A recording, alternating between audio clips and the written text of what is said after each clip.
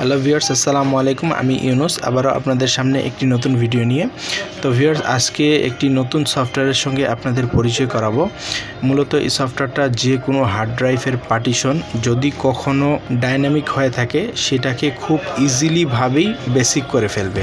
কোনো রকম data lost হওয়ার চিন্তা ভাবনাই থাকবে না আপনাদের। তো ভিউয়ার্স, এই সফটওয়্যারটা আসলে কোন ওয়েবসাইট থেকে ডাউনলোড করে সেটা আপনাদেরকে দেখাবো। এই সফটওয়্যারটা কিভাবে কাজ করে সেটাও দেখাবো।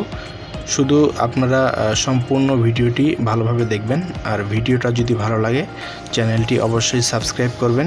Thank you.